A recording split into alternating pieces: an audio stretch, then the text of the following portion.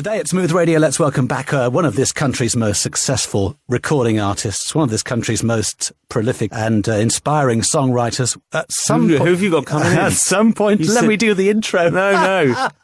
He's not going to let me do the intro. No. Who have you got coming in? You said prolific. Well, yeah, I think you are reasonably prolific. I know it's 8 years between the last album and this one. Yeah. At some points in his career, he's been the most played artist on British radio. That's not to mention worldwide. He is going to complete the tour he started last year, but right now we're talking about the new single, White Light. George Michael, good to see you. Good to see you again. The press release you sent out at the end of June for White Light was a letter to fans and journos and friends, and I sensed a real sort of sense of gratitude, a humility in that letter. Very different from a normal press release blurb. Well, it was really. I mean, I read the what was supposed to go out, and I just thought, no, I don't want to have to tell people how many records I've sold and list all the things that they normally list. You know, and it's just a normal biog type thing. I just wanted to say thank you to people, really, and say thank you for still having any interest whatsoever after 30 years. It's quite amazing. I mean, I never dreamt of a 30-year career. I just wanted to be on top of the pops. It's simple. That was the height of my dreaming, really. I wouldn't have expected, and funnily enough, I wouldn't have expected in my early teens to mid-teens to be a star in America, because we weren't. The British were not selling in America at the time.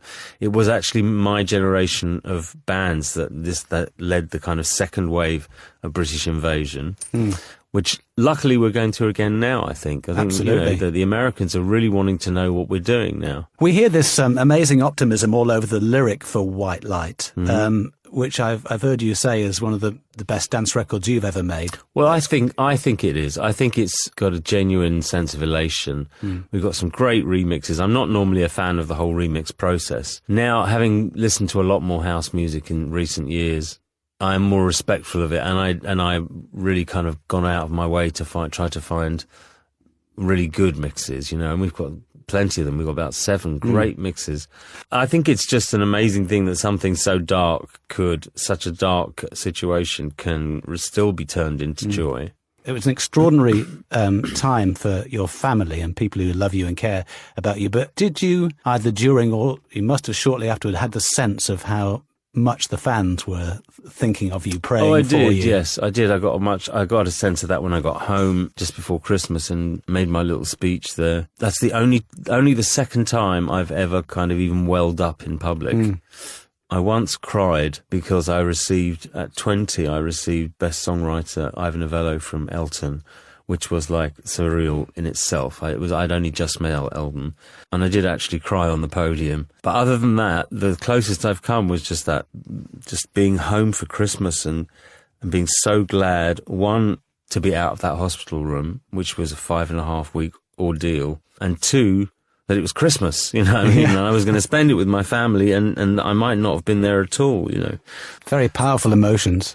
Oh, it was... The whole of this year until now there's not a day I don't think about it, you know. Yeah. And I'm still in some ways in recovery mentally, but thank God I've counterbalanced it with just making loads of music. I've been recording. It never occurred to me that I would have an album out this year until I wrote White Light. And then I suddenly kind of thought about, I think I told you about this last year, about how much material I wrote when I came out of prison. You know, all these little blips in my life. Prison, nearly dying, you know. Oh, there's another hit record. But no, it didn't occur to me until I wrote White Light that I had to have a new album out this year, because I felt so powerfully that this song, as a thank you, in a way, needed to come soon. And it wasn't going to go on the album that I thought I was mixing, which was the Symphonica album, which I've now put on hold. I'm doing more shows. Obviously, I'm making up for those shows this year.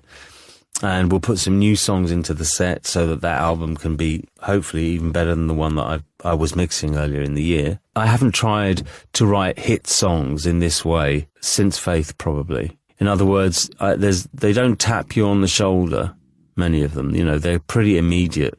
And maybe something to do with turning 50. Well, I'm not turning 50. That's next year. That's next year. But knowing that I'm getting close anyway. Actually, thing is, everybody thinks, most people think I'm older than I am because they think I'm Madonna's age, Prince's age. But I was 5 years younger than them when we were all successful together. So I'm still 49. Yeah. Is your voice just as good as it was? You didn't have any problem with the tracheotomy that was part of your life saving? No, do you want to see me, Scarlett? You want to see me, Scarlett? They've done quite a good job of that. They've done quite a good job. And I was thinking of, having it worked on. You can work on scars. But actually, one day a couple of weeks ago, I was looking in the mirror and thinking, this is a perfect way of reminding yourself every day when you look in the mirror how lucky you are to be alive. So I left it. I've left it alone. And anyway, it'll just fold into all the other wrinkles another couple of years. Do you know what I mean? You're keeping yourself in good shape, though, yeah? Yeah. You've spoken... A little too good shape, actually, in the terms of being well department. Because when I came out of hospital, they just said, calories, calories, calories. You got it, because I was so skinny. And they were like, calories, calories. Just pump yourself full of calories, which was great fun. I bet it was. But I think I took it a little bit too far. And now I'm kind of desperately trying to lose some weight before the tour. You've spoken in the past about being reminded about how lucky you are. Are there also times when you've not recognised that, when you've not realised it, or you've chosen not to? Oh yeah, there are plenty of, when I'm down, I can look at all the cons, let's say, about fame. It's very easy to, I think there is a loneliness to fame beyond a certain level, which it's easy to become the victim of, And I think in my lowest moments, I've felt that, like, oh my God, if I wasn't George Michael, I wouldn't be going through this or that or whatever. But then it doesn't take much to me. You only have to turn on the telly and realise what lucky sod you are. Well, and everybody goes through stuff, Yeah. You don't have to be famous and no, absolutely hyper successful pop star or actress or model. Talking of which, Kate Moss is in this remarkable video. Yeah. Kate Moss, a bunch of beautiful people, and a zebra. Yeah, have you seen the video? Yeah, You've seen it. I thought she did an amazing job. She looks incredible. She always looks incredible. But she kind of represented, in a strange way, she represented my mother. I know that sounds odd, but any boy who loves his mum and loses his mum remembers her as the most beautiful woman in the world, really. And that's how I see, in my mind's eye, that's how I see my mother.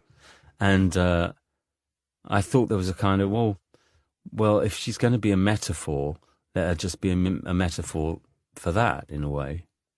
I mean, I know it's a very strange and it's a very odd metaphor, but I really genuinely, it occurred to me, well, why not actually employ the woman who's considered the most beautiful woman in the world to save your life, And I think she does a great job. On the toss of a coin. Well worth seeing the video. Couple of final questions.